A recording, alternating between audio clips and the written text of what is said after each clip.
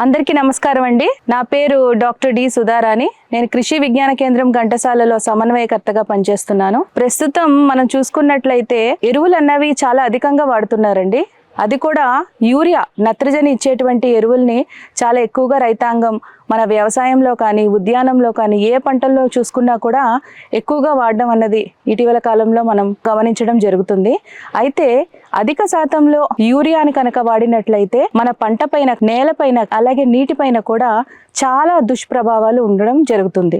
ముఖ్యంగా చూసుకున్నట్లయితే ఏ పంటలో అయినా కూడా ఎరువులు ఎక్కువగా వేస్తే, అది కూడా యూరియాని కనుక ఎక్కువగా వేసినట్లయితే ఆకులు ముదురాకు పచ్చగా మారిపోవటం, అలాగే చీడపీడల ఉధృతికి ఆవాసాలుగా ఉంటాయన్నమాట. అంటే మొక్కల పైన మనకి మెత్తదనం అన్నది వస్తుంది, ముదురాకు పచ్చలుగా కూడా వస్తున్నాయి. కాబట్టి చీడ పురుగుల్ని ఆకర్షించటం, ఎక్కువ శాతంలో వాటి యొక్క ఉనికిని ఉధృతిని పెంచే వాళ్ళు అవుతారు.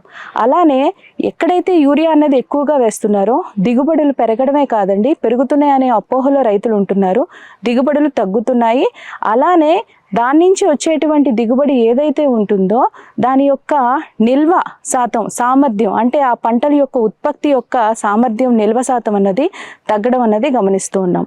కాబట్టి ఏ పైరులో అయినా కూడా, అది ఉద్యాన పైరు అవనియండి, వ్యవసాయ పైరు అవనియండి, మినుములు, పెసలు, వరి, లేదా మన ఉద్యానంలో అరటి అవనియండి, మిరప అవనియండి, ఏ వేసుకున్నా కూడా సిఫారసు మేరకు మాత్రమే మనం యూరియాని వేసుకుంటూ మనకి ఇతర పోషకాలని కనుక సకాలంలో కనుక మొక్కలకు అందజేసినట్లయితే దిగుబడులు పెంచుకునే వాళ్ళం అవుతాం.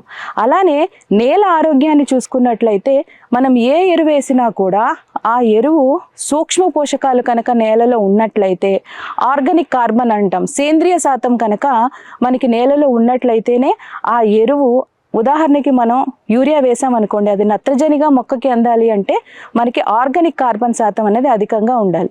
అది లేని పక్షంలో మనకి సూక్ష్మ పోషకాలు కనుక భూమిలో లేనప్పుడు మనం ఎంత ఎరువు వేసినా కూడా నిరుపయోజనం. అలానే మీరు ఇప్పుడు యూరియాని కనుక ఎక్కువగా వేసినట్లయితే సూక్ష్మ జీవులు ఏవైతే నేలలో ఉంటున్నాయో అవి ఎక్కువ శాతంలో చనిపోవడం జరుగుతుంది.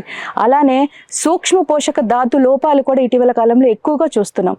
వరిలో చూసుకున్నట్లయితే జింక్ కానీ, ఐరన్ కానీ, ధాతు లోపాలు ఎక్కువగా పెరగడం జరుగుతుంది. సో ఈ సూక్ష్మ పోషక ధాతు లోపాల సవరణకు కూడా మనం యూరియాని అధికంగా వాడటం మానేసి సిఫారసు మేరకు వాడుకోవాల్సి వస్తుంది. అలానే నీటి ఆరోగ్యం చూసుకున్నట్లయితే మనకి నీళ్ళలో చాలా రకాలైనటువంటి జీవాలు ఉండడం జరుగుతుంది. వాటిల్లో మనం ఎక్కువగా యూరియా వేసినట్లయితే ఆల్గే శాతం అన్నది పెరగటం, అలానే ఆక్సిజన్ శాతం అన్నది తగ్గిపోవడం కూడా మనం చూస్తున్నాం. దాని వలన ఏవైతే సూక్ష్మజీవులు కానీ ఇతర జీవులు కానీ మన నీటిలో ఉంటున్నాయో అవి చనిపోవడం జరుగుతుంది.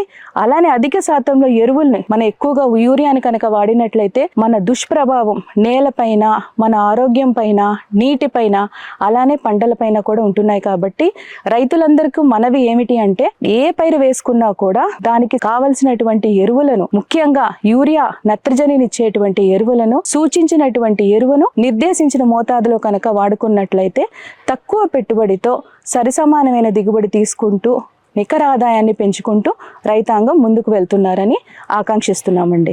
ధన్యవాదాలు.